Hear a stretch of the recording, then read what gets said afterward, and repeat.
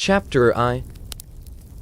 The world of the mountain man, before the railroad, before the telegraph, before the systematic survey of the American West, there existed a brief and an extraordinary era in which a small population of men lived in of Iraqi mountains on terms of intimate physical engagement with one of the most demanding landscapes on earth.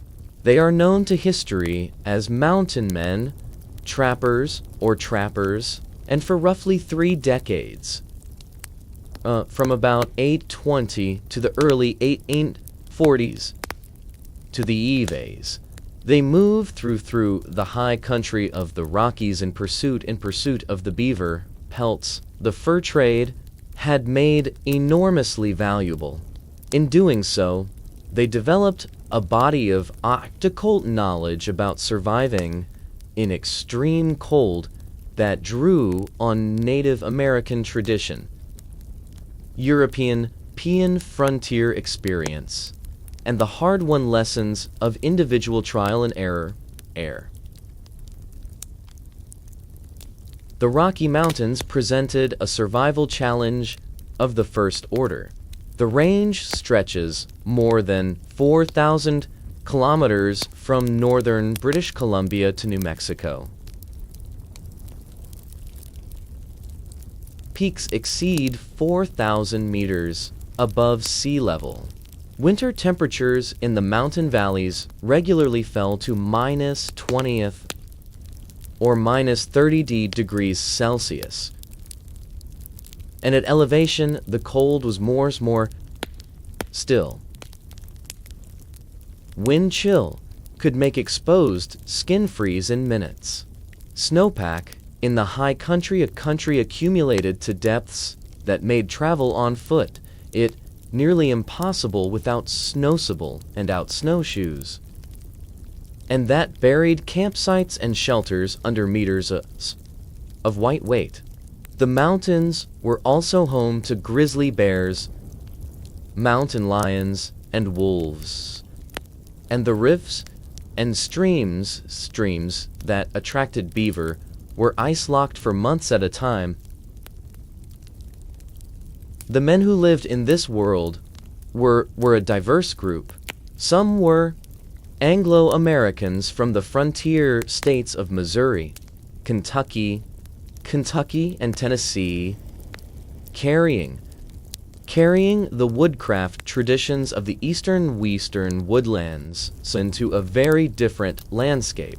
Some were French-Canadian voyageurs whose families had been in the fur trade for generations and who brought a specific set of cold weather skills from the Canadian North. Some were European immigrants, British, French, Spanish, with their own traditions and adaptations. And crucially, many had been taught by, married and into, or grown up among the native peoples of the Rockies and the Great Plains, the Crow, the Shoshone, the Blackfoot, the Flathead, and others, whose generations of accumulated knowledge about surviving in this landscape represent the most sophisticated of winter information that existed. The social world of the mountain man was organized around the annual rendezvous, a summer gathering in various locations along the Green River and its tributaries in present-day Wyoming and Utah. At rendezvous, trappers traded their season's furs for the supplies they needed for the coming year: traps, powder, lead, coffee, sugar, tobacco, and trade goods for native partners, and exchanged information about conditions on the mountain trails. the locations of springs of productive beaver streams, and the movements of potentially hostile native groups. The rendezvous was also where the previous year's stories were told, including stories of winter survival that had the dual function of entertainment and practical instruction. Understanding how mountain men slept through the freezing nights of the Rocky Mountain winter is merely a question of camping technique. It is a question about the full system of knowledge, material culture, social organization, and physical conditioning that allowed human beings to survive at extreme edge of what the human body can endure. Every element of the mountain man's winter existence. From the furs he wore to the camp he chose to the food he ate to the companions he kept, was connected to every other element in a system that functioned only when its components worked together. Chapter 2. Reading Unding in the mountain winter. Before a mountain man could sleep safely through a cold night, he had to understand the cold itself, not in the abstract, but in the specific, immediate, practical terms of what different temperatures and conditions require of a man trying to stay alive. This understanding was built through experience. But experience alone was not enough. A single serious mistake in the mountains in the Mintons in winter capital meant the critical lessons had to be learned from others rather than discovered independently. The transmission of winter knowledge from experienced men to newcomers was one of the most important forms of education in the mountain man world. Cold in the Rockies was not uniform. Temperature varied dramatically with altitude, and a valley floor that was bitterly cold might be significantly warmer than the expansions above it. South-facing slopes received more solar radiation and held significantly less snow than north-facing slopes, a difference that could make the same drainage into two entirely different environments. Dense conifer forest retained heat differently from an open meadow. The canopy intercepted snow and reduced and the vacuum penetration and accumulated body heat of loads of animals sheltering Angrier could local temperatures measurably. An experienced mountain man read these climatic variations instinctively and used them to find the most survivable sleeping locations. Wind was often more dangerous than temperature alone.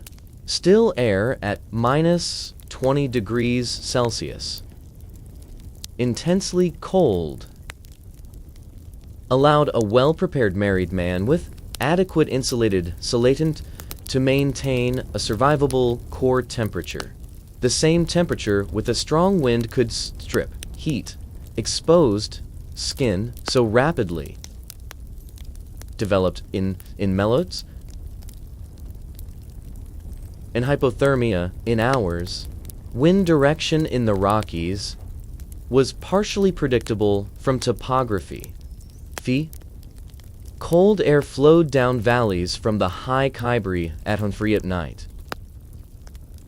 Winds from the northwest typically brought the most severe conditions, and and certain mountain passes were notorious for funneling high winds regardless of general conditions.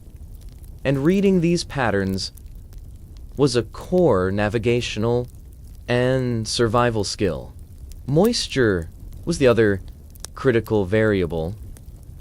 Wet cold was far more dangerous than same cold, cause water because heat away the by approximately 25 times more efficiently than still air.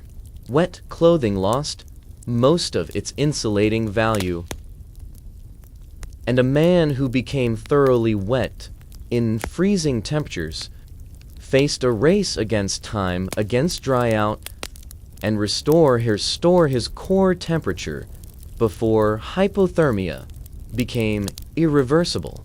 Mountain men developed a finely calibrated awareness of specification likelihood.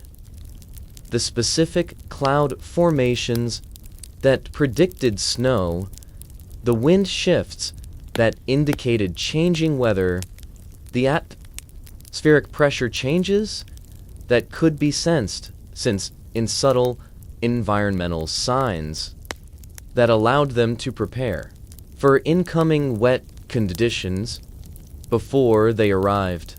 The danger of overexertion in cold weather was also well understood, though not in the physiological terms that modern medicine would use. A man who worked too hard in cold weather would sweat heavily, and that sweat would sat his inner clothing layers and dramatically reduce their insulating capacity. The skilled mountain man regulates his exertion carefully during cold weather travel and camp making, pausing to his clothing and accumulate in bulk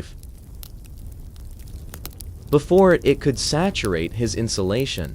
The Native American practice of wearing loose-fitting layers could be easily opened and closed to regulate body temperature during exertion was adopted by experienced mountaineers as one of the most practical clothing strategies. Chapter 3. The Buffalo Robe. Among sleeping technologies, if there was a single piece of equipment that did more than any other to keep mountain men alive through the freezing nights of the Rocky Mountain, it was buffalo robe. A properly prepared paired buffalo robe among the most effective insulating materials available in New and North America. The knowledge of how to prepare, use, and maintain one reclaimed the mountains and mountain tribes who had developed it over generations of necessity. The American bison roamed the Great Plains and the foothills of the Rockies in enormous numbers during the fur trade era, grew a winter coat extraordinary insulating quality. The underfur of the bison, the soft, fine fibers beneath the coarser guard hairs, was among the most thermally efficient natural fibers known, comparable in its insulatiousness to modern synthetic materials. A bull bison in full winter coat carried a fur that was several centimeters deep, capable of keeping the animal warm at temperatures that would kill an unprotected human minutes. The challenge was converting this natural insulation into a form that a human could use. The preparation A buffalo robe was skilled labor that Native American women had perfected over centuries. The fresh hide, removed from the animal with the hair intact, was stretched, staked, and flayed on the ground, and the inner surface was scraped with a bone or stone tool to remove all traces of and tissue. This scraping had to be thorough without being so aggressive that it thinned or damaged the hide. The scraped hide was then worked repeatedly, rubbed, pulled, folded, and stretched, often with a mixture of the animal's own brain matter, fat, and other organic materials that served as a tanning and softening agent. This process, repeated many times over several days, transformed the stiff, rawhide-like fresh skin into the supple, drapable material of finished robe. A finished buffalo robe that had been properly brain-tanned, warm, flexible, and reasonably resistant to moisture. It could be worn as a garment during the day, wrapped around the shoulders or over the whole body as condition demanded, and as the primary sleeping insulation at night. A man sleeping in a well-prepared buffalo robe was affected sciatrid, a nurturing bag of considerable effectiveness. The robe, the sleeper's own body heat, and maintained a warm air layer next to the skin, and its thicks provided substantial insulation from the cold ground beneath. Mountain men acquired buffalo robes through trade with native communities, through their own hunting and sometimes through the labor of native wives were skilled in the preparation process. The value of a well-made robe was fully understood in the mountain man community, and accounts from the era regularly describe the care with which these objects were maintained and the specific protocols for using them most effectively in extreme cold. A robe that got wet from rain, from stream crossing, from snow, from strio, immediate drying before it could serve its insulating function again, and the failure to maintain it be fatal. For the most extreme cold, 2 buffalo robes were better than 1. The standard arrangement was spread 1 robe on the ground as a ground insulator layer with the fur side up, and to wrap the second robe around with the sleeper ring, hovering again with the fur toward the body. This double robe system created both ground insulation, critical heat loss to cold earth or snow was enormous, and overhead insulation, and the combination of the two could maintain survivable sleeping temperatures at temperatures that would otherwise be life-threatening. Chapter blanks, capotes, and trade goods. The wool alternative. While the buffalo robe was the gold standard of Rocky Mountain winter sleeping insulation, it was not the only option available to mountain men, and many depended significantly on trade blankets and wool garments. Garments that came through the fur trade supply system The Hudson's Bay Company point blanket, in particular, a prese, of practical importance in the mountain man world, that its modest appearance as a simple woolen textile did not suggest. Hudson's Bay Company blankets were England to a specific standard of weight, weave, and wool quality that had been refined over more than a century to the North American. For trade, the stripes woven into the blanket's corners, the points, indicated its weight and therefore its warmth, with larger blankets carrying more points. These blankets were woven from a coarse, tightly packed wool that retained significant insularity to even when damp. A crucial property that distinguished them from finer woolen fabrics, which collapsed in their insulating structure when wet.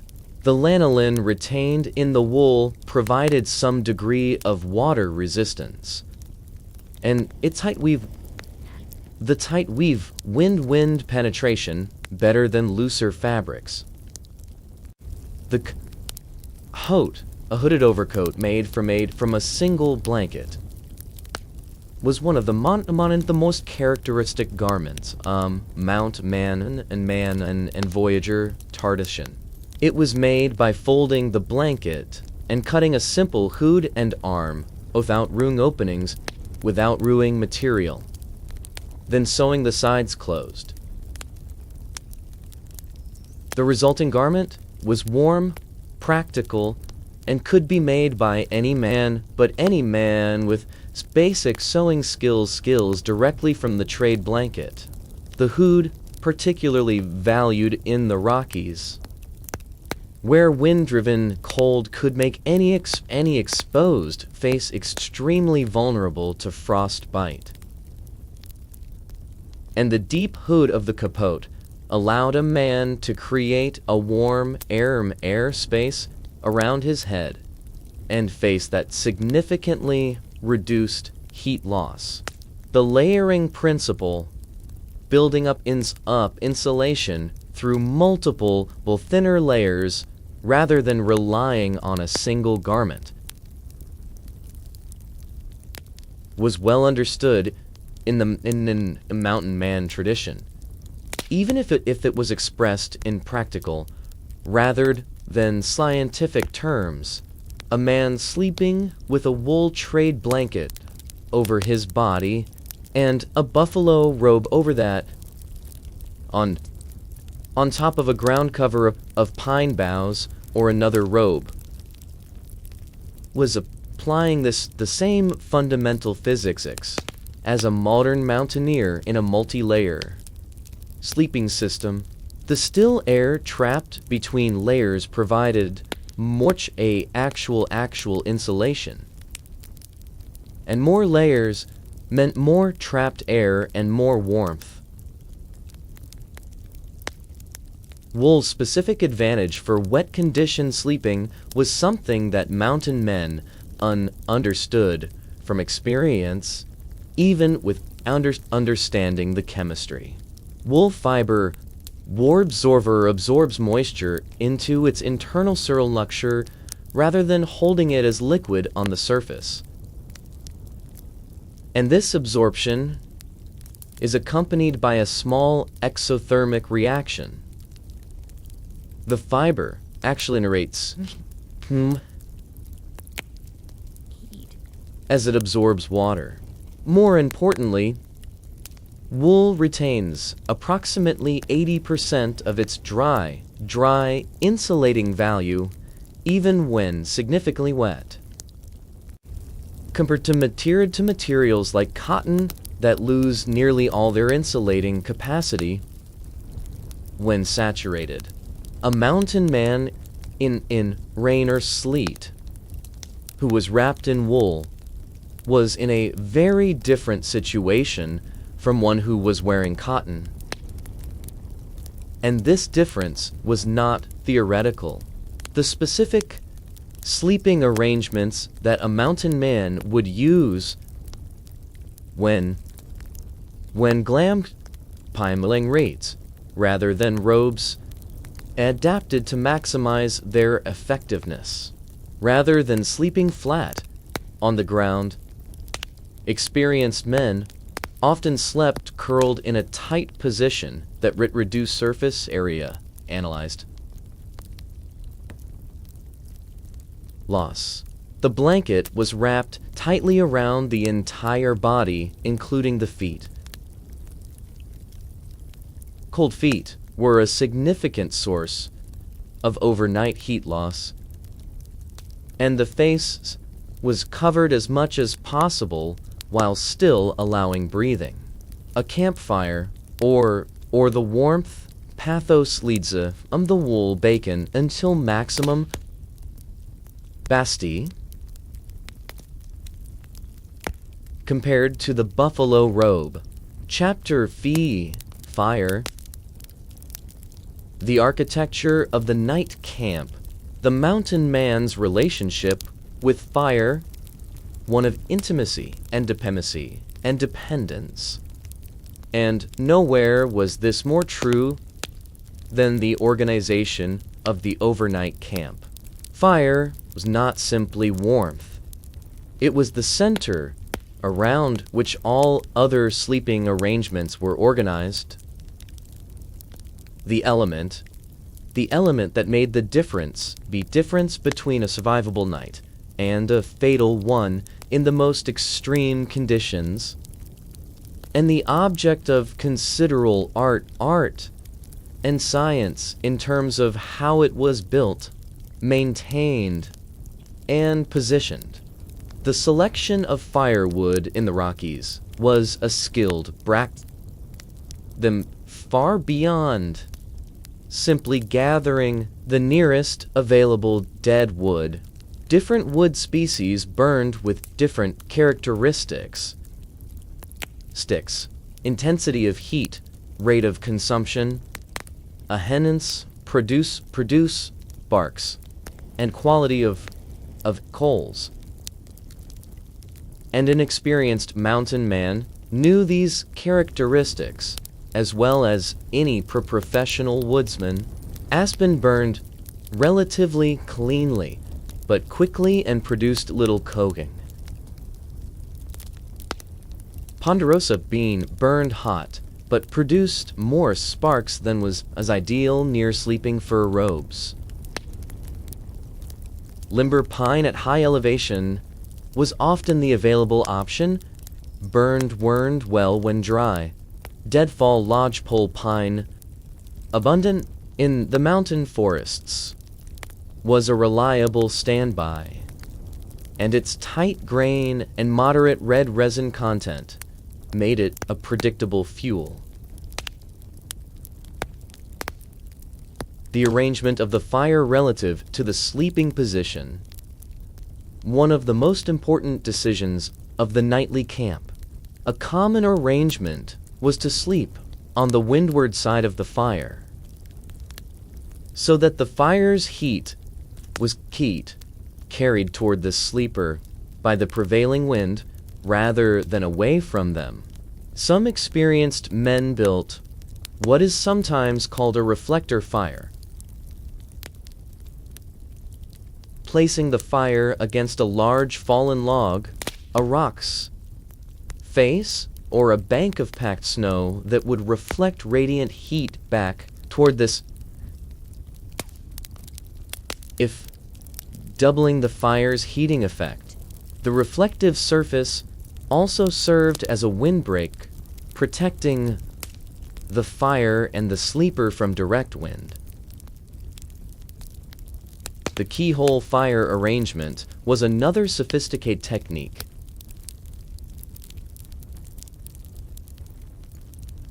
When a man was sleeping alone, in this arrangement, the fire was built at one end of a small cleared space, with the sleeping area extending away from it like the shaft of a... The fire heated the ground of the sleeping area from in front, and the earth itself served as a slow release heat storage medium.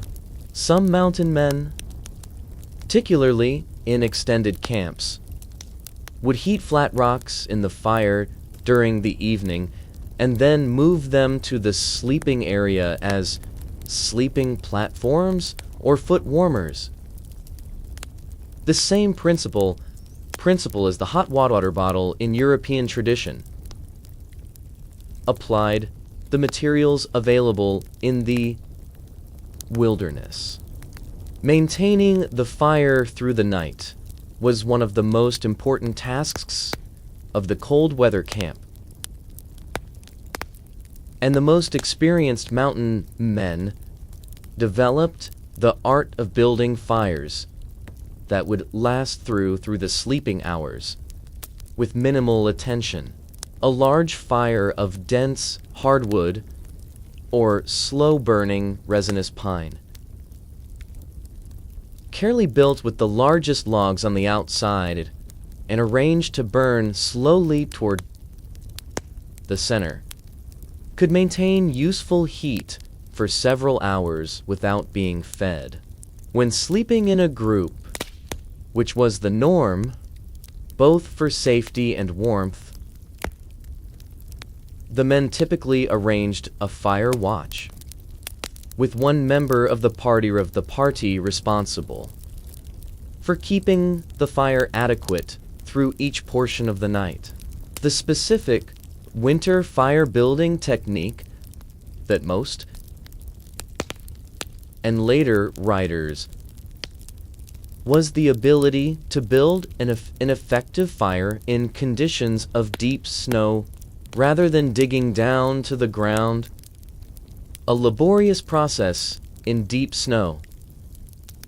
Experienced mountain men built fires on a platform of green logs laid directly the snow-soaked surface, which insulated the fire from the cold snow beneath, prevented the burning structure from melting down into the snow and extinguishing itself. This platform technique required judgment about the thickness of the log platform needed for the duration of the fire and the depth of snow involved. And it was one of many cold weather fire skills that marked the difference between experienced and inexperienced winter travelers. Chapter V. Site selection. Reading the landscape for sleep.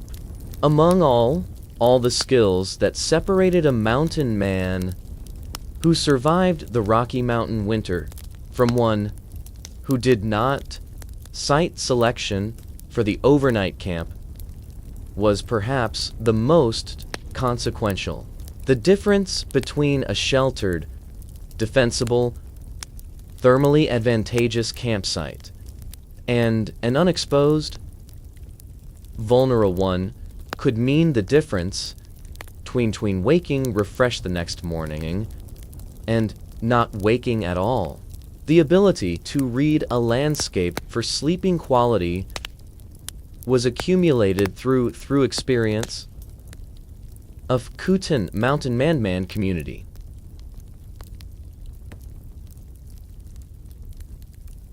In the Miasmiskurd and stood good skiers and bad camps. The ideal Rocky Mountain winter campsite combined several desirable qualities and of finding a location that offered all of them same radiantly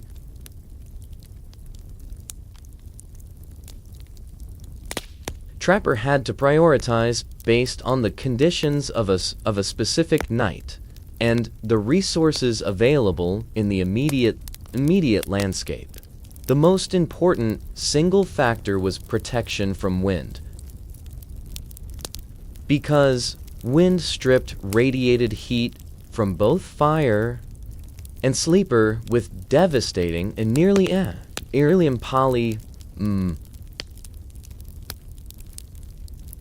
impossible dense conifer forest, particularly stands of mature lodgepole pine, spruce, or fir,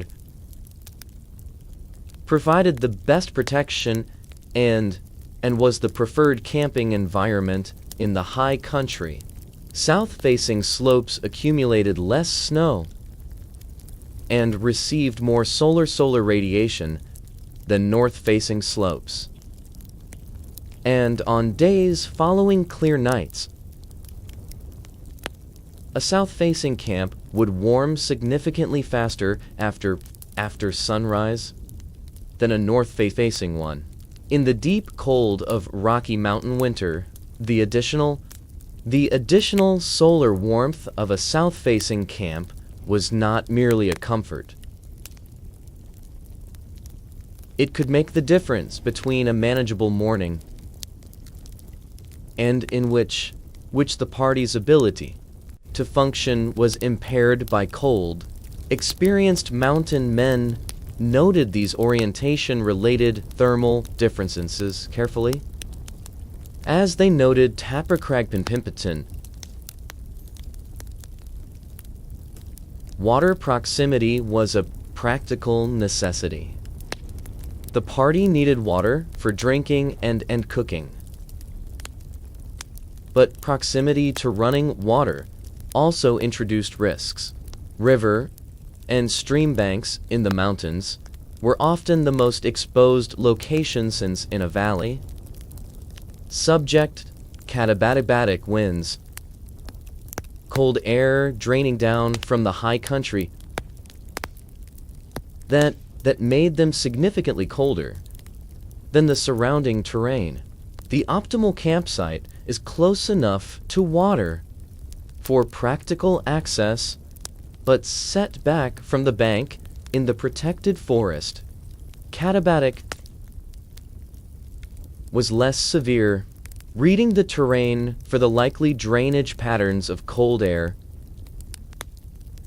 essentially understanding that cold air, like water, flowed downhill and pooled in low points, was a sophisticated piece of microclimatic knowledge.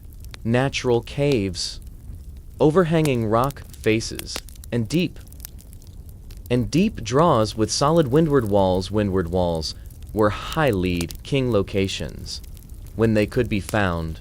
The rock itself, though cold to the touch, provided both physical wind protection and, over the course of a fire-warmed evening, some degree of thermal mass that radiated heat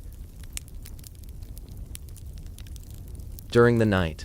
The Shah Zone, Crow, and other mountain-adapted peoples had detailed knowledge of specific caves and sheltered overhangs throughout their territories, and mountain men who had native partners or guides benefited enormously from this accumulated geographic knowledge.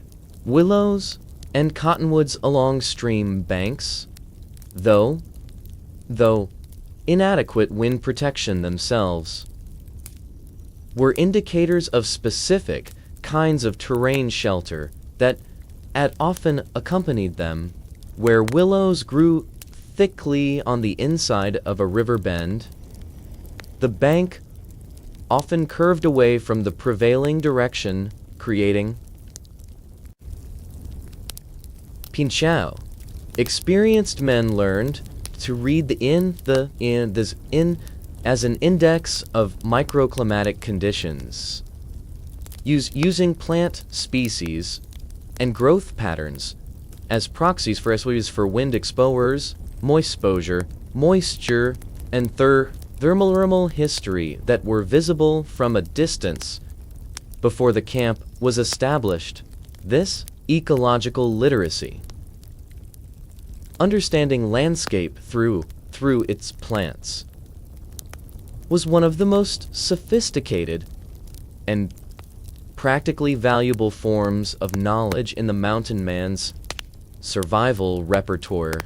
Chapter Soft Native American teachers that was rarely acknowledged. The mountain man's ability to survive the Rocky Mountain winter did not spring fully formed from Anglo-American or European tradition.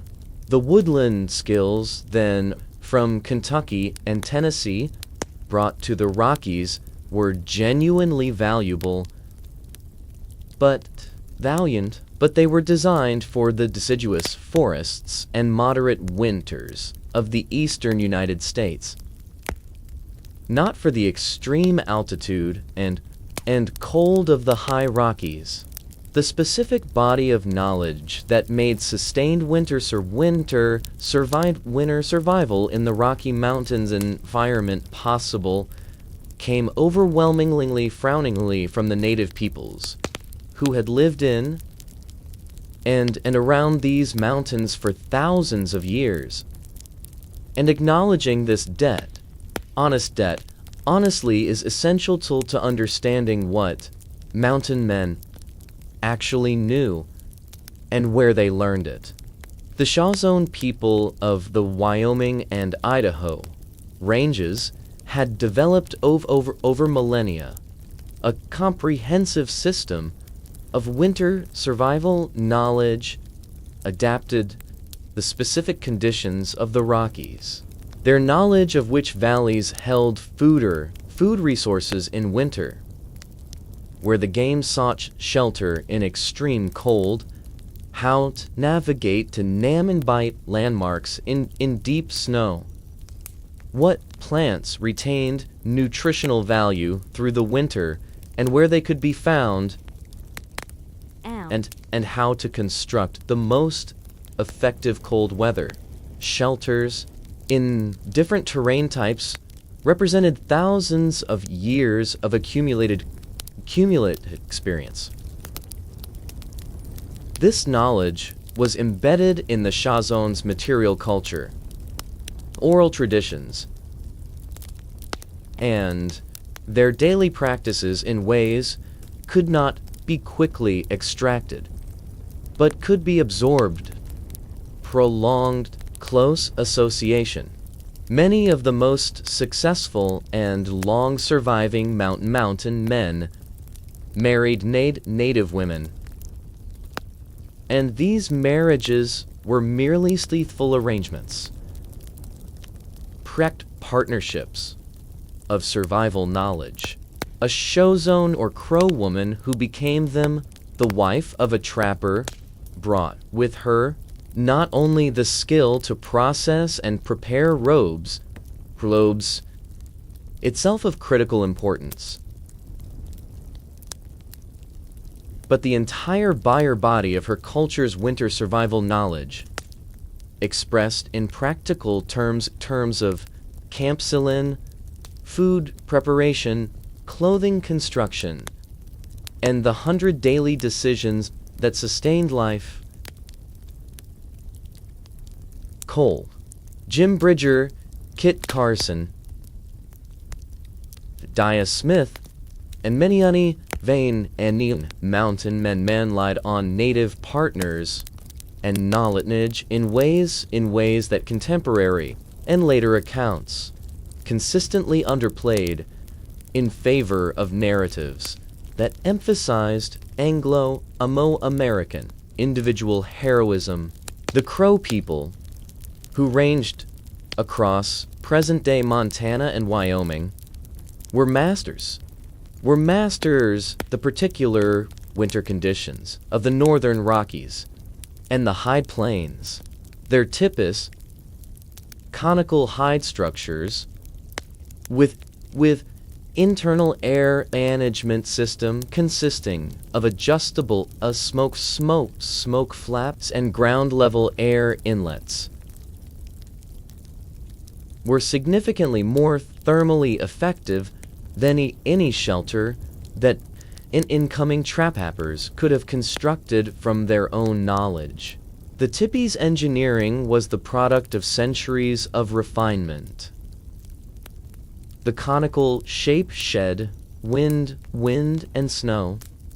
The double skin construction, using skills and in skins and craft an insulating air layer, and the fire inside created a convective air circulation that distributed efficiently throughout the interior space. A well-built winter chapir, properly managed, maintained a warm interior even in conditions that made survival in any other available shelter type impossible. The specific sleeping arrangement within a teepee or communal shelter represented a refined thermal engineering practice. People slept in a specific arrangement around the central fire, with the older and more vulnerable members placed in the warmest places,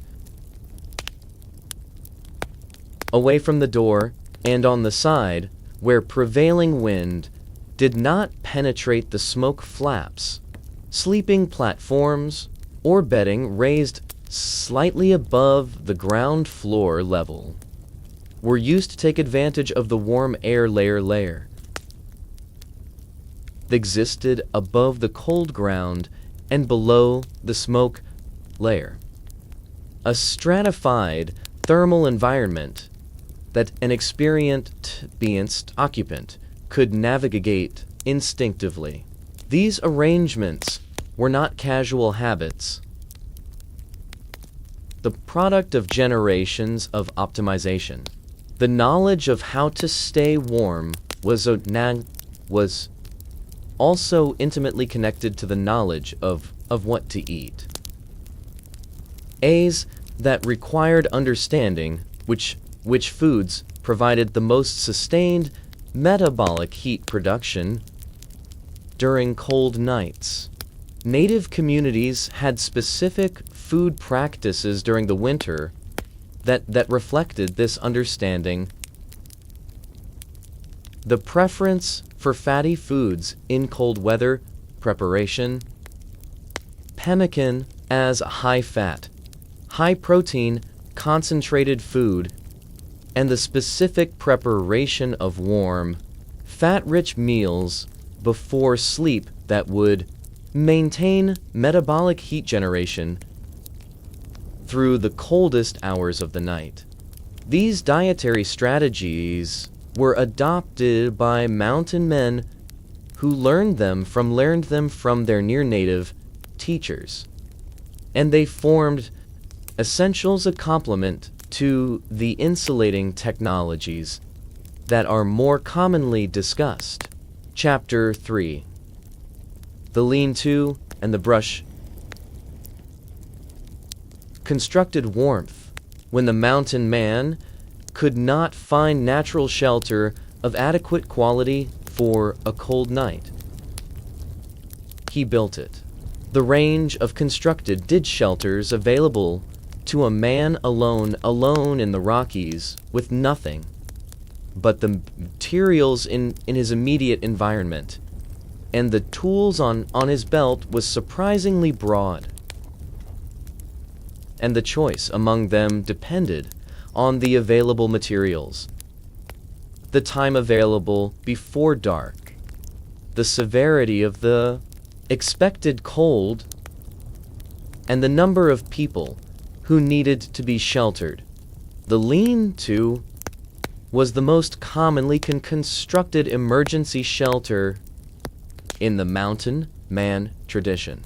In its simplest form, it consisted of a row of poles leaned against a horizontal ridgepole that was lashed between two trees, with additional poles or branches filling the gaps, and the whole covered with whatever miscelating material was available: pine, bark, hide, canvas, or in desperation, simply a pile of accumulated snow.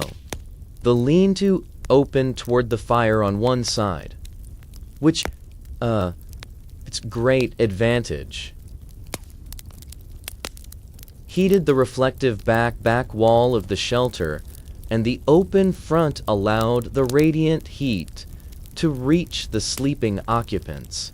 Its great disadvantage that it provided only one-sided protection, and cold air could flow in freely from the open front. The more sophisticated lean-to paired with a fire using a reflector log or snow wall behind, it was a significant thermal upgrade. The reflector redirected radiant heat from the fire back toward the shelter, effectively creating a sand weight of warmth in the lean to back wall. Experienced practitioners could fine-tune this arrangement to maintain a sleeping temperature that was dramatically warmer than the ambient air, and in the accounts of mountain men and later wilderness travelers, this paired lean-to and reflector fire arrangement is described as capable of providing comfortable sleeping in temperatures well below 20 degrees. Snow shelters were perhaps the most thermally effective cold weather sleeping structures available in the winter Rockies, exploiting the insulating properties of snow itself in ways that seem counterintuitive to those to thinking of snow as cold rather than as insulation. The key physical fact is that snow is an excellent thermal insulator. Its structure traps large volumes of still air among the ice crystals, and a snow wall of sufficient thickness will maintain a relatively temperature on its interior face regardless of conditions outside. A properly constructed snow shelter could maintain an interior temperature 0 degrees Celsius, even when the exterior temperature was -30 or colder. The simplest snow shelter was the quinzhee, a mounded snow structure that was hollowed out after the snow had centered, or partially hardened through compaction and the natural bonding of snow crystals. Unlike the igloo, which was by cutting and placing carefully shaped snow blocks, a skilled technique that required specific snow types and considerable practice. The quinzhee could be built from any available snow, shaped into a dome by accumulation and packing, and hollowed from inside once had hardened. The technique of poking sticks into the snow mound before hollowing provided a depth gauge, prevented the builder from making the walls a critical safety detail.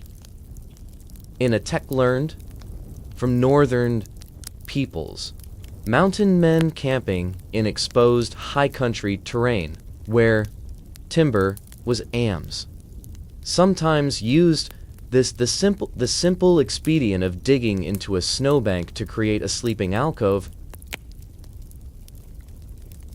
a technique that native mountain travelers had used for centuries, and that later became part of the standard emergency survival repertoire to military personnel and wilderness travelers. The principle was the same as the quinzhee. The snow provided insulation from exterior cold, and the body heat of the occupant quickly warmed the enclosed space to a survivable temperature. The critical requirement was ventilation. A snow shelter that was perfectly sealed could build up carbon dioxide from breathing and exhaled moisture. And a small ventilation hole in the roof or wall was essential. Chapter IX. Clothing for the night. Dressing to sleep. The clothing that a mountain man wore through the day was closely related to the insulation he used for sleeping. He used sleeping and the management of his clothing through the transition from active travel to overnight camp was of the most important thermal management decisions he made each day. Getting this transition wrong, arriving at camp overheat and sweating, then cooling rapidly as exertion stopped, could dampen inner garments whose insulating value had been destroyed at precisely the moment when that insulation was most needed. The layering system used by experienced mountain men and their native was a not dat tinders is not formalized with the terminology of modern outdoor clothing. Its principles were clearly understood and carefully applied. The innermost layer, closest to the skin, had the primary function of moisture management, either absorbing perspiration into the fiber or allowing it to pass through to outer layers, either of which was preferable to having liquid water sitting against the skin.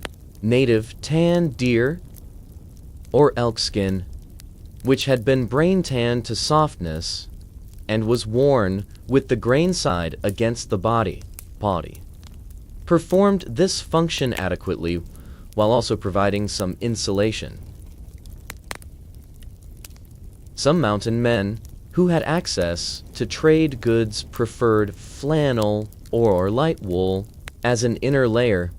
Over this inner layer came the primary insulating garments, shirts, leggings, and in cold weather additional layers of heavy wool or fur. Buffalo hide outerments, worn fur side out, the most effective available outer insulation, and were adopted by mountain men who could obtain them. The specific cut of these garments drew directly on native tradition. Loose enough to trap a layer of still air between the insulating layer and the body, but not so loose the garment billowed in wind and allowed cold air to flush the warm air layer away. The feet and the head received particular attention and nor clad in nothing, because they rep the body's most verbal points for heat loss.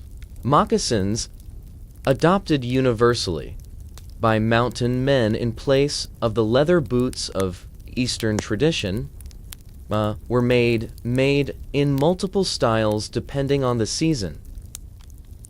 With winglepisend, Tibeter moccasin consisting of an inner soft tanned leather liner and an outer sole of heavier rawhide, with the hair of a small animal, rabbit, beaver, or deer, tucked into the interior space as additional insulation. Wool trade cloth was sometimes wound around the foot inside the moccasin as additional padding. And the combination of wool lining and leather outer was but effective layered system for foot insulation. The head typically covered during sleep, both as of the significant heat loss through the head and because exposed facial skin could freeze quickly in very cold conditions. A wool knit cap pulled down over the ears, sometimes worn under fur-trimmed hat or hood, was the standard solution.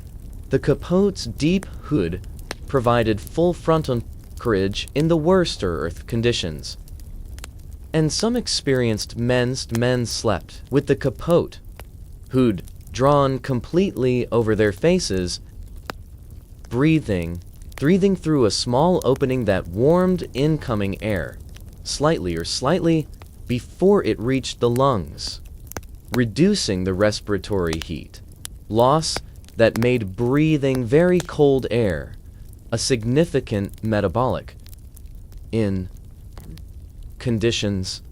The practice of sleeping fully clothed, which any modern outdoor sleeper is advised against, cause clothing's cools under body weight and loses insulating value, was in fact the correct practice in the mountaineer world or the mountain man world, where the alternative was to garments that then cooled rapidly and would need to be put on cold in the morning.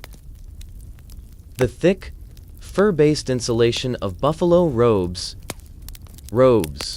heavy animal skin outer garments, did not compress to the degree that modern sleeping bag materials would.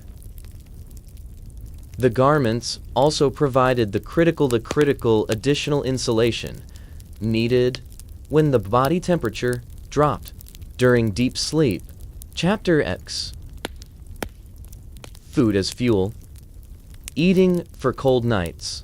The relationship between food and cold weather survival was one of the opponent pieces of knowledge in the mountain man's repertoire, and Enders understood experientially, even without any of the physiological framework.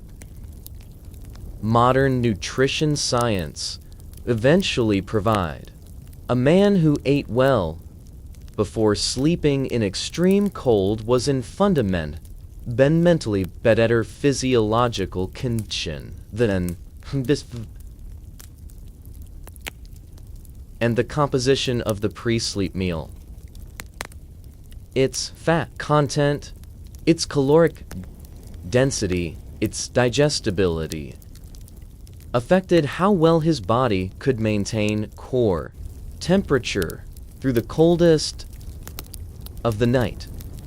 The metabolic reality of cold weather survival is that the body burns fuel, food energy, to maintain core temperature through a process called thermogenesis, which includes both shivering and the more efficient non-shivering thermogenesis that cold-adapted individuals develop.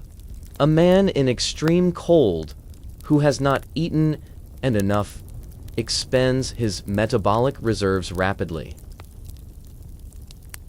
And when those reserves are depleted, the body's ability to maintain core temperature declines dangerously.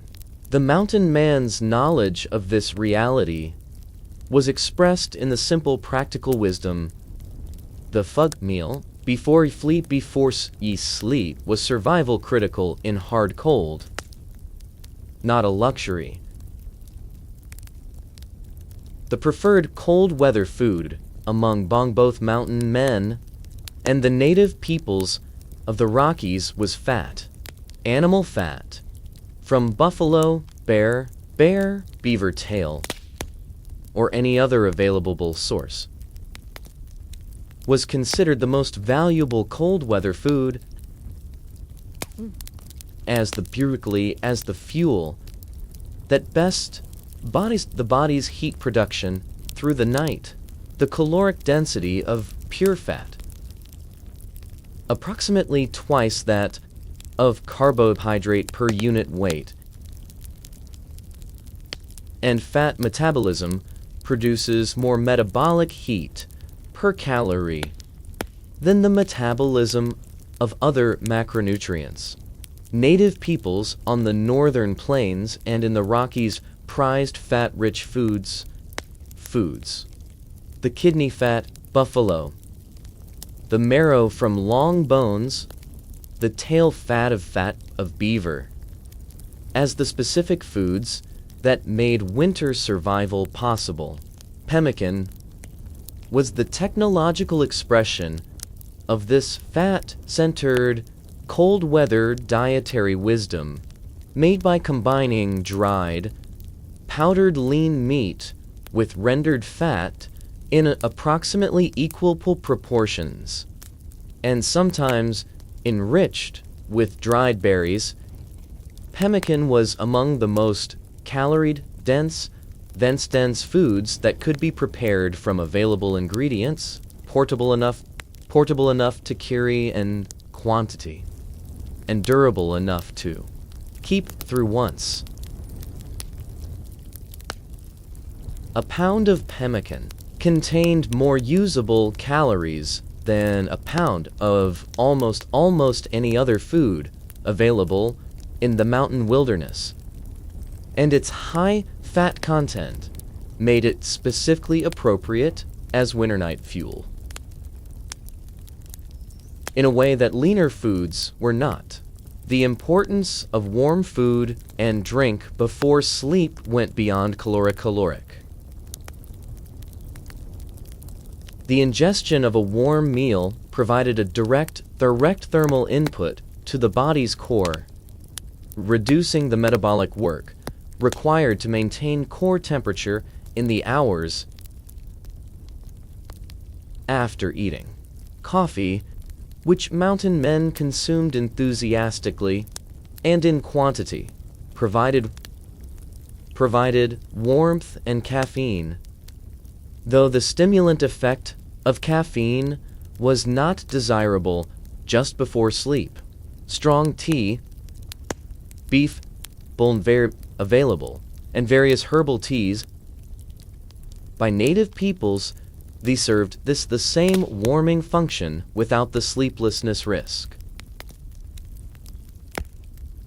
The dietary management of a long winter camp required careful husbanding of resources as well as understanding of nutritional needs.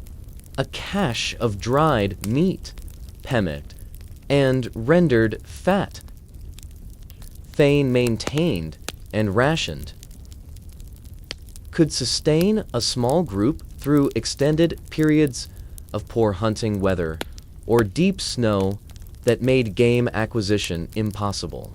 Mountain men who survived long, rocky mountaineers without resupply, those who had entered the seasoned food goods stores, who had the discipline to manage those stores, then lean periods. The combination of stored food reserves and opportunistic hunting, taking what was available when it was available and adding it to the cache, was dietary strategy that made sustained winter camping possible. Chapter Sioux Animals as Shelter. The warmth of living things. In the most extreme cold of the Rocky Mountain winter, the body heat of large animals represented a thermal resource that experienced mountain men and their native teachers is exploited in ways that go far beyond the simple expedient of sleeping with one's horses. The understanding that living animals produce heat, and that this heat can be captured and used for human benefit. Benefit underpinned a range of survival practices that were employed in emergencies and occasionally as regular care camping strategy. Horses were the most commonly available large animals in the mountain man's world, and in extreme cold, they were genuine survival assets in their own right. A horse at rest generates approximately 1 kilowatt of metabolic heat, roughly equivalent to a modest electric space heater. And a group of horses is sheltering together in a stand of timber could raise the local air temperature measurably paired to the open. Mountain men camping with their horses, sometimes lees close to the animals, using the horses as living windbreaks and relying on their collective body heat to moderate the camping area.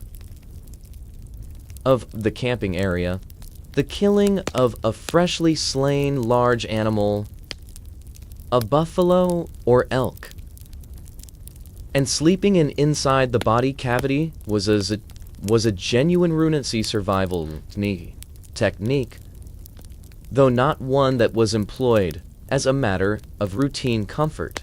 The body cavity of a freshly killed large ungulate maintained temperature above freezing for several hours after death. As the metabolic processes of the animal's cells continued, substantial body mass retained heat from the living animal. A man who had become hypothermic, whose client or who was trapped far from camp by a sudden blizzard could use the body heat of a freshly killed animal to survive a night would otherwise be fatal. The beaver, which mountain men trapped in such quantities that the species was driven to near extinction over much of its range, contributed to winter warmth not only through its fur, but through the remarkable thermal engineering of the beaver lodge.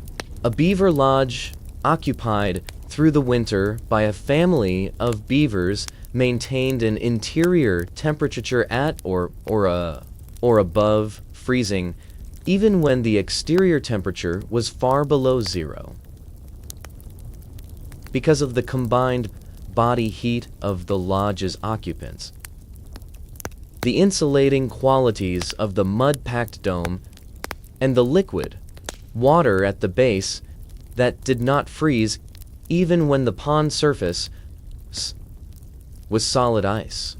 Mountain men who understood this did not to use beaver lodges for human shelter. They were too small and disturbance the residents too counterproductive to trap-trapping operations. But the beaver's winter thermal competence was understood and respected. The connection between animal knowledge and cold weather's survival extended to the reading of animal behavior as a guide to locating thermal resources. Animals in extreme cold sought the same environmental features that human campers needed: wind protection, south-facing exposure, access to food and water. The locations where deer, elk, and bison congregated in severe cold were typically the most thermally defensible locations available in the immediate landscape. And observing the distribution of large animals through the winter was a guide both to hunting opportunities and to campsite quality. A valley bottom, elk herded in the timber during severe cold was a valley bottom, warm, humid, a camper. But also find protection and relative warmth. Dog teams, used extensively by their native peoples in the adjacent Great Plains and northern forests, were less commonly available to Rocky Mountain trappers. But the thermal value of dogs as companions was understood and utilized. A large dog sleeping against a human, a measurable thermal benefit, and multiple dogs sleeping alongside or on top of a person in extreme cold was a legitimate survival technique used by both native peoples and trappers in the worst conditions. The phrase sleeping with the dogs, which carried connotations of the absurdation in polite society, was in the Rocky Mountains Hind context simply a description of a effective cold weather survival strategy. Chapter 2: Partners and Company. Sleeping in groups. The mountain man's popular image as a solitary figure, a lone individual survival by his own against the wilderness, was a romantic fiction that bore little relationship to the actual practical practice of mountain winter survival. While some exceptional individuals did trap alone in the mountains, the standard and far safer practice was to travel and camp in pairs or small groups, and the thermal benefits of groups of sleeping were among the most important practical reasons for this. Two people sleeping together under shared robes generated the metabolic heat of a single sleeper and shared the insulation of a single sleeping system, with the result that the available insulation covered and retained more heat. The physics of group sleeping in extreme cold were well understood by any experienced winter camper. Each additional person sharing a sling system raised the interior term measurably, and the difference between sleeping alone and in sleeping in a group of 3 under a shared robe could be the difference between a difficult night, a comfortable one at the same exterior tent. The spooning arrangement, sleeping in a curved lawn with each person pressed closely against the back of the necks, was the standard group sleeping position in extreme cold, both in the mountain man tradition and in the native traditions from which much of this knowledge derived. This arrangement minimized the exposed surface area of each individual, placed each from chest and abdomen against the cold back of the person in front, and allowed shared insulation to cover the group efficiently. The person at each of the group were in a somewhat less favorable position than those in the middle. They had cold exposure on their outside, and in groups sleeping regularly together, it was common to rotate end positions. The organization of the camp in a group reflect care of the and racially. and security. In hostile territory, and in the Rockies during the fur trade, could mean the territory of groups like the Blackfoot who were in active conflict with the trappers. The arrangement of sleeping positions stim-flutive to the fire, the approach routes to the camp, and the routes of potential escape needed to balance thermal with security considerations. A camp arranged for maximum warmth might be a camp vulnerable to surprise attack. And experienced mountain men developed a sense for when thermal optimization needed to be modified by security concerns. The management of the fire through the night in a group camp was benos. More formally, than in it solo or pair camp. In a group of 4 to 8 men, a rotating watch, typically of 2 hours, kept the fire adequate through the night. Ensured sleeping members did not allow their robes contact the fire and ignite, and provided the security monitoring that was a constant requirement in mountain country. The man on watch during the coldest hours before dawn, typically between 2 and 4 in the morning, when ambient temperature was at its daily minimum,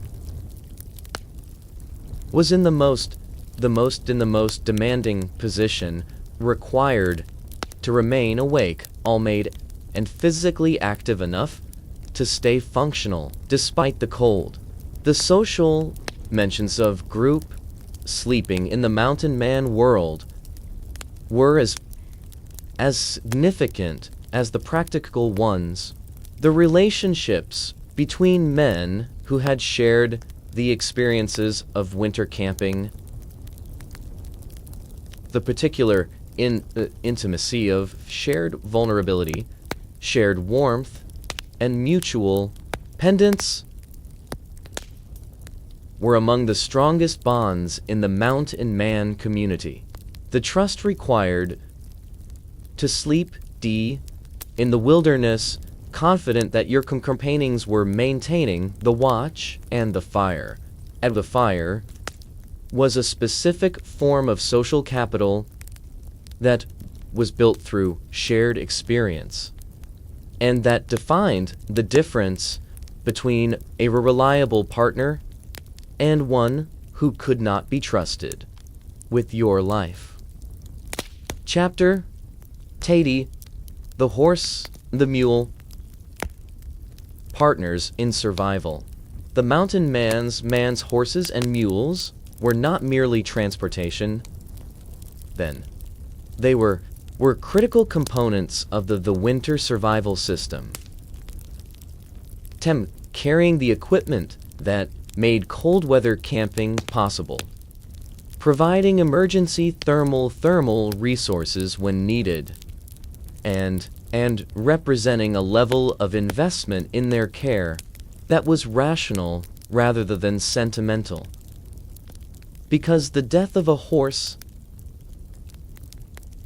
could easily lead to the death of the man who depended on it. The management of horses raised through a Rocky Mountain winter was complex practical challenge.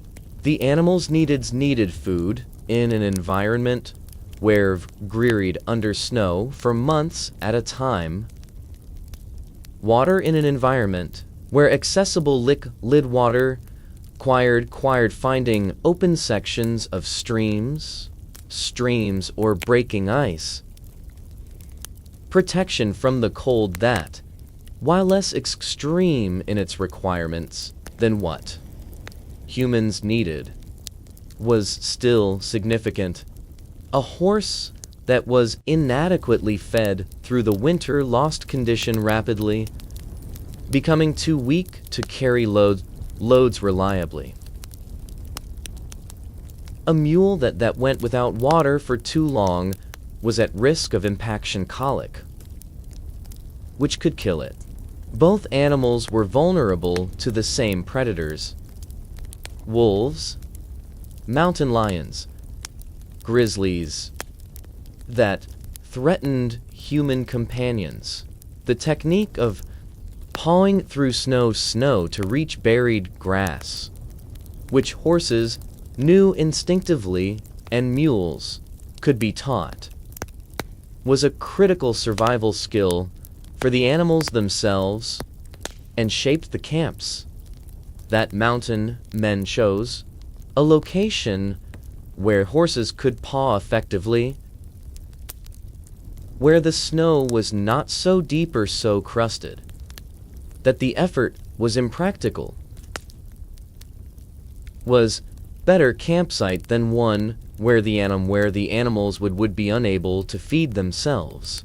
The mountain man's knowledge of winter grass distribution, which hillsides were wind-scoured enough to have shallow snow, which valley bottoms had been too deeply buried to be useful, was applied to finding pasture for his animals as much as to finding food for himself.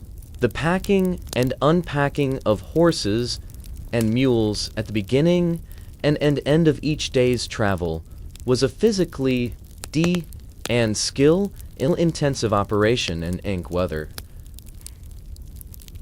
And the management of pack saddles, ropes, and loads in numb-fingered cold was a daily challenge that required both manual dexterity and the judgment to know when to stop and warm the hands before proceeding.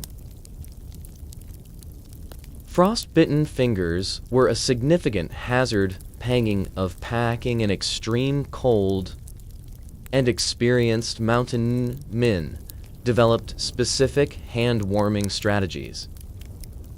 Keeping the hands dry using mittens rather than glove maintained better warmth when the fingers could not be separated. Warming the hands at the fire before beginning packing operations reduced the risk. In the most extreme cold, horses and mules were sometimes brought into or close to the camping area for the night, both protect them from predation and to benefit from the proximity of their body heat. A horse tied to a tree at the downwind edge of a campsite would produce no dramatic thermal benefit for a person 20 feet away, but that the psychological reassurance of the animal's presence and the practical advantage of its being tethered close enough to the night through the night without leaving the warmth of the sleeping area were valued by mountain men who understood their animals in this enterprise. The loss of a horse or mule in winter through predation, accident, illness, or theft by hostile native parties was a serious and sometimes catastrophic event. A man without a horse in the winter Rockies, far from the rendezvous and the nearest supply of new animals, faced the prospect of walking up through deep snow country carrying his traps, furs, and essential supplies, a prospect that tested the survival skills of even the most experienced mountain man.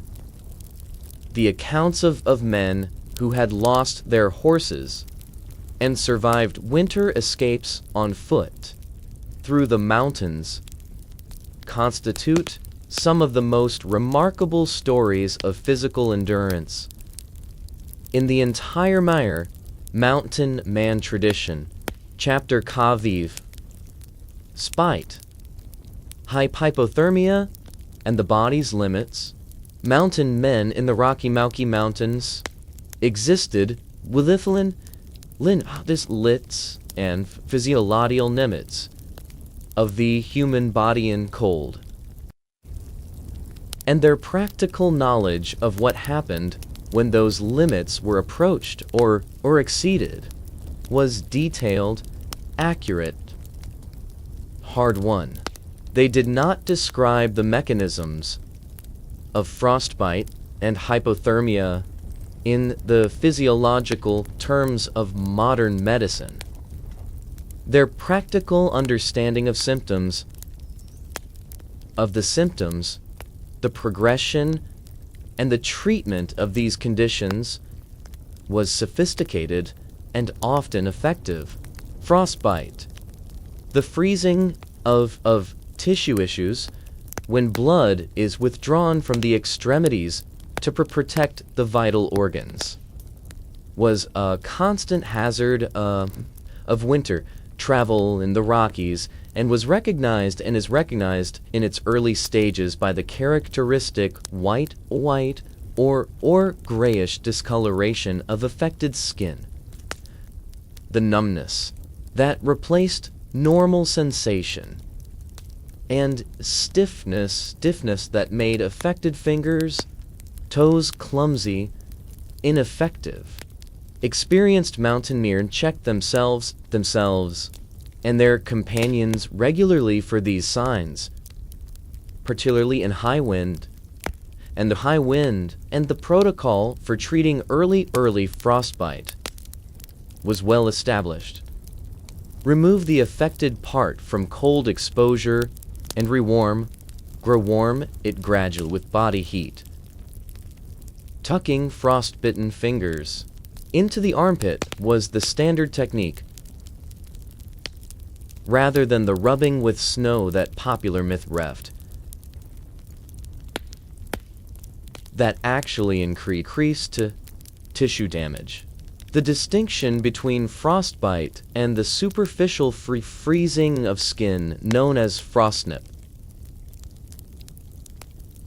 which affected only the outer layers of skin and resolved without tissue damage with gentle rewarming, was understood in practical terms if the precise tissue level difference was not a man whose nose was white and stiff at tip, but who could feel some warmth returning when covered with warm hand, was in a different situation from one whose nose remained numb, hard and waxy after warming, and experienced companions knew how to make this assessments quickly and accurately. Hypothermia, dangerous reduction of core body temperature. Understeer, through the observation of its symptoms rather than the measurement of temperature, which was, of course, impossible in the wilderness. The stages that we now describe clinically, the shivering, the confusion, the paradoxical sensation, the muscular impairment, the drowsiness, were all described in the practical literature of the mountain man era in terms of observable behavior. A companion who began shivering violently after a straw saying was recognized as a man who needed to be warmed quickly. One who stopped shivering despite continued cold and showed signs of suffocation was recognized as a man in serious danger. The treatment of hypothermia, as practiced in the mountain man world, was in its essentials consistent with what modern medicine prescribes. Remove the victim from cold exposure, replace wet with dry insulation, apply external heat sources gradually, Gradually, provide warm drinks if the person was conscious and able to swallow and share body warmth through direct physical contact. The specifics of application differed from modern hospital treatment. There were no blankards, no muffs, no marred refluids, no monitored rewarming.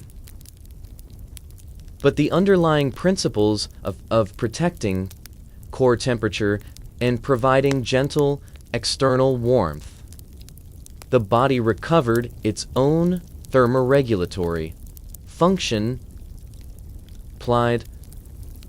The psychological dimensions of cold or weather survival were understood with particular clarity in the mountain man tradition. The most dangerous enemy in extreme cold, several accounts noted, was not the cold itself, but the temptation to give in to it. Stop walking when stopping was fatal. To fall asleep when sleep was dangerous. To accept the deceptive sense of warmth that advanced hypothermia could produce. Keeping oneself and others as well as physically engaged. Maintaining the will to take the next necessary step was recognized as survival skills equal importance to physical technique. The experienced mountain man who had seen companions succumb to cold and who had himself survived near fatal cold exposure carried this knowledge with the authority of direct experience. Chapter Kizzy, Beaver Country in Winter, Trapping Through the Ice. The whole reason mountain men were in the Rocky Mountains in winter was to trap beaver. And requirements of trapping in frozen mountain streams shaped their winter survival practices. In specific ways, trapping was not only a commercial activity. It structured the daily routines, the travel patterns, and the camping practices of the entire winter season, and the thermal challenges of working with cold water and metal traps in extreme cold were ingrained into every aspect of the trappers. Cold weather setting and checking beaver traps in winter required working with cold mountain stream water that might be only slightly above freezing, even where it ran free of ice, and with metal traps that could cause instant adhesion of wet skin in below zero temperatures. A phenomenon that every experienced trapper was careful about, and that novices discovered to their considerable pain. The technique of working with traps using mittens or gloves where possible, and of warming the traps before handling them bare-handed when fine manipulation was required, was basic cold weather trapping practice. The daily routine of a winter trapping camp began before daylight, when the trapper rose from his sleeping robes while it was still dark and cold, and reset the traps he had set the day before. This early start was required because beaver were most active from evening through the early morning hours, and the traps that had caught animals overnight needed to be checked before the beavers that were caught but yet drowned could weaken or damage their catches. Rising before dawn in -3-degree cold from a warm sleeping robe was a test will that every mountain man faced repeatedly through the winter, and the discipline to do it consistently was a measure of both character and experience. The physical work of breaking ice to access trap sets, heading heavy wet animals, skinning and stretching hides in cold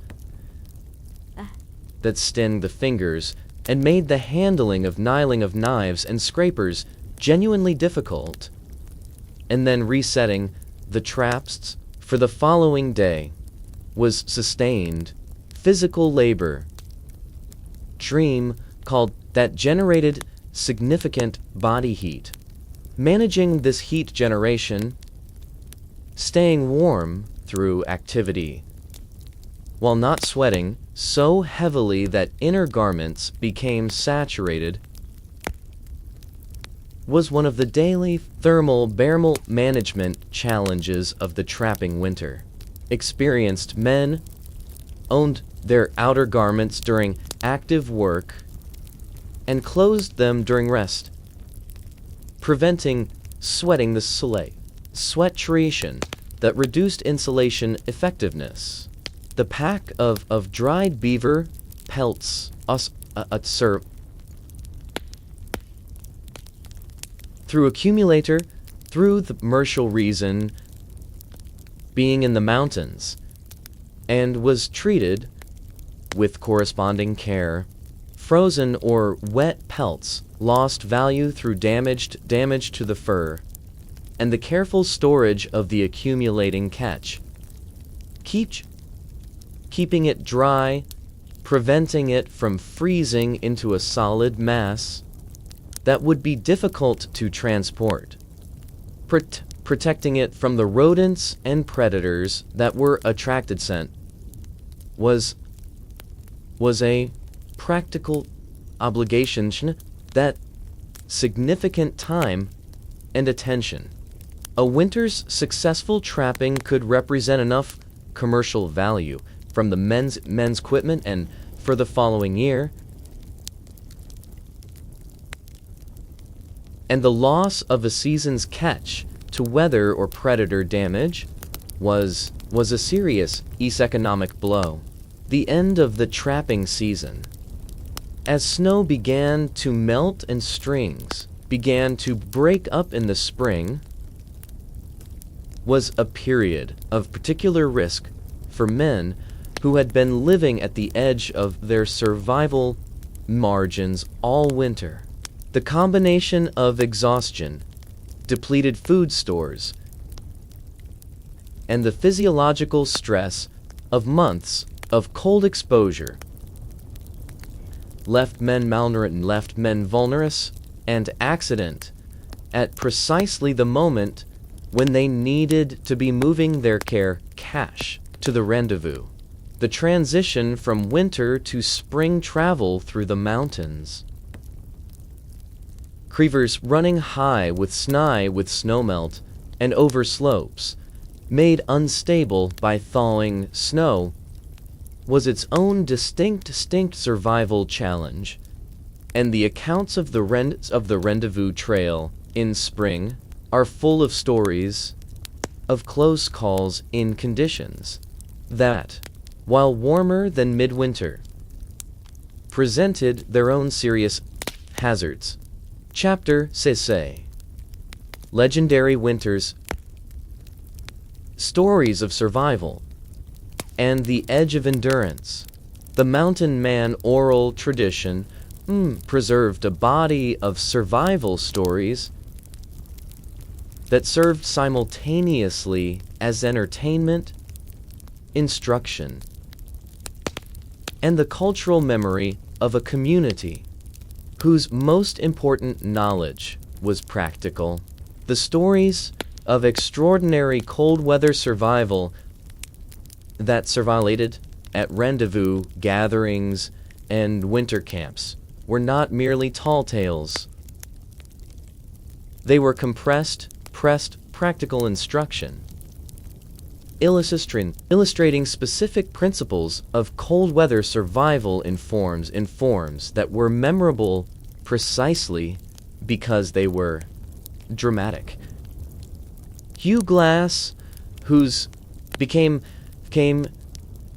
famous in the mountain man tradition, suffered a near-fatal grizzly bear mauling in 323 near the forks of the Grand River and in present-day South Dakota, and was left for dead by his companions. His subsequent survival and recovery. Crawling, then walking, over a distance of more than 200 miles to Fort Kiowa, was accomplished in the autumn and early winter of the northern plains, and the specific survival strategies he employed, including warmth from the carcasses he encountered and the patientation of every available food and heat source, became central to them of maleness. Endurance. Glass's stories circulated for decades through the trapper community and was important not as a simple celebration of individual toughness, as an illustration of the specific practical resources available to a man in extremis in the wilderness.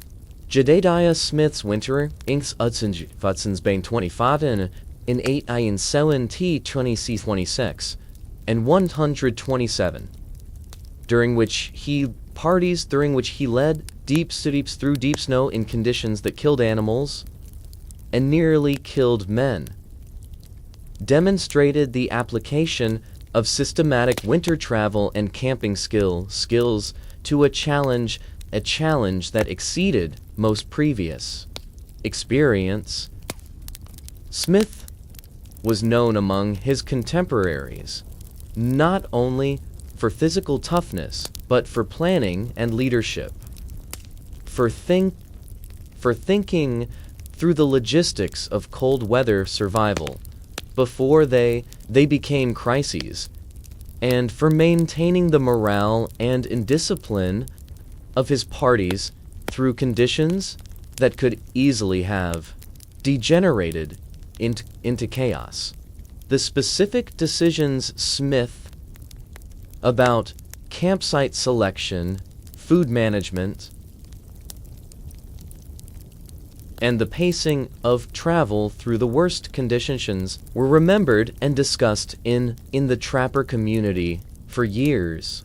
Kit Carson's accounts of his early years in the mountains, recorded in his autobiography and in the recollections of contemporaries, include several descriptions of extreme cold weather sleeping arrangements that give vivid specific detail about the practices described more generally in other sources. Carson's matter-of-fact tone in describing conditions that would read as extraordinary to modern readers reflects the mountain man community's attitude toward cold weather survival. These were skills, like any other skills, that could be learned and applied systematically, and the man who had mastered them no particular reason to make dramatic about their exercise. The winter of 829 to 1830, which was recorded by multiple mountain men as exceptionally severe. The limits of the available cold weather survival technologies in ways that provided a kind of experiment in which technique, equipment, and judgment were evaluated against conditions beyond normal range. The accounts from this winter include descriptions of nights so cold ironed traps, abcracked grand dan set, that were difficult to maintain in wind sears. It stripped sparks into the darkness before that could settle on tinder, and temperatures that, even with the best available robes, shelters, made sleeping a matter of maintaining consciousness rather than rest.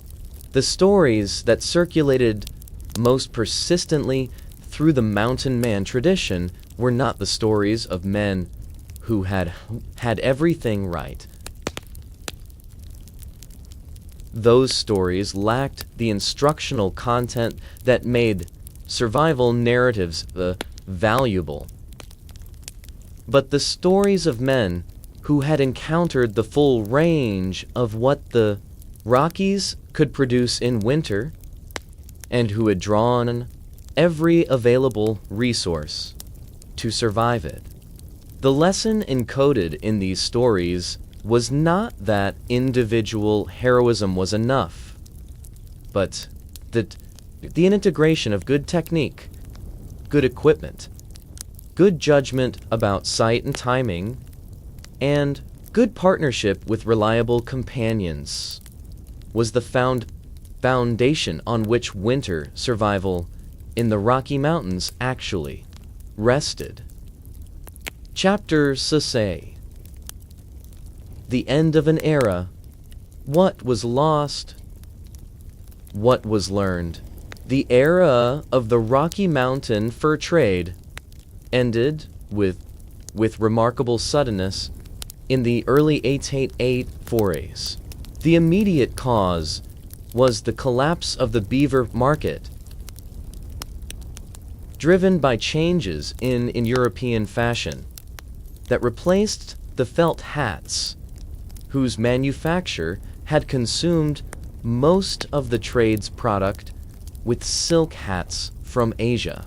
By 1840, the great rendezvous gatherings had place on the Green River, and the commercial rationale for maintaining a large population of full-time trappers in mountains had essentially disappeared. The men who had spent the previous 2 decades developing the most sophisticated cold weather survival practices available in North America were suddenly without their primary occupation. Many of the mountain men who survived the fur trade and subsequent employment as guides for the emigrants who began moving Linguania. In California and Santa Fe trails in the 1840s. This transition was not always smooth.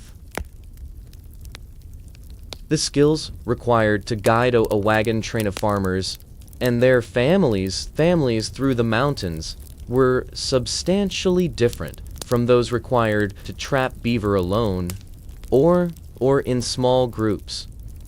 And the cold weather survival knowledge of the mountain men was not always communicable to people without the prior context. The wagon train emigrants who crossed the Rockies in winter, or who were caught by early season snowstorms, sometimes had access to mountain men whose knowledge could save their lives. And sometimes not. The most systematic transmission, mountain man, cold weather, survival knowledge into subsequent American military and frontier practice occurred through the scout and guide roles that men like Kit Carson, Jim Bridger, and their contemporaries, successors played in the Army's Western campaigns from the 1840s through the 1870s.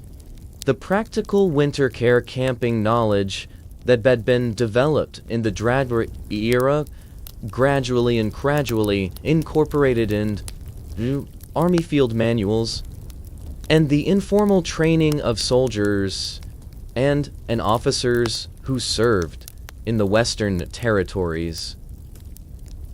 Those transmission was often incomplete, and the institutional resistance to indigenous-derived knowledge was a consistent obstacle to effective learning. The Native American communities, whose knowledge had been foundational to the mountain man survival system, continued to maintain that knowledge through the later 19th century. Though confinement of native peoples, invasions from the 1870s onward disrupted the transmission of traditional knowledge in ways whose consequences are still felt. The detailed ecological and winter survival knowledge that the Shoshone, Crow, Blackfoot, and other mountain-adapted peoples possessed was not lost entirely. It was preserved in the oral traditions and practices of communities that survived.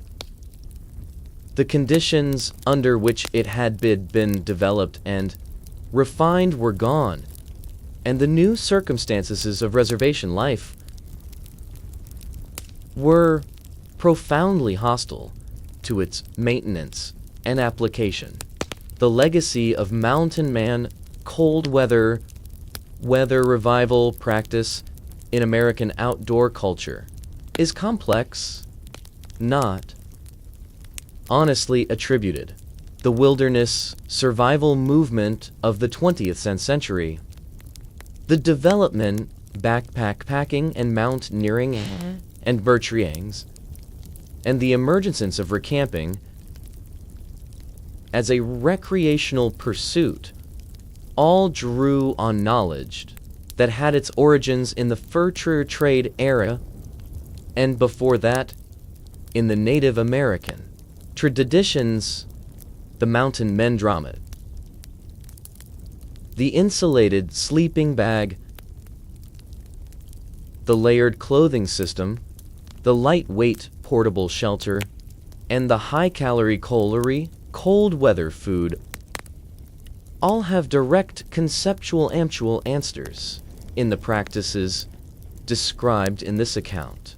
What was most remarkable about the mountain man's relationship with the Rocky Mountain winter was not the specific techniques he used, many of which had been known in various forms in other cold weather cultures around the world, but the specific synthesis he developed, combining Native American knowledge of the local environment with European cold weather traditions and the hard-won lessons. This synthesis was practical, effective, and sufficiently sophisticated to human beings to not merely survive, but to work productively, travel widely, and maintain a complex commercial enterprise through conjings that the majority of the world's population in the early 19th century could not have survived for is the mountain man's knowledge of how to sleep warm in the frozen Rocky Mountain is in the deepest sense a form of civilization.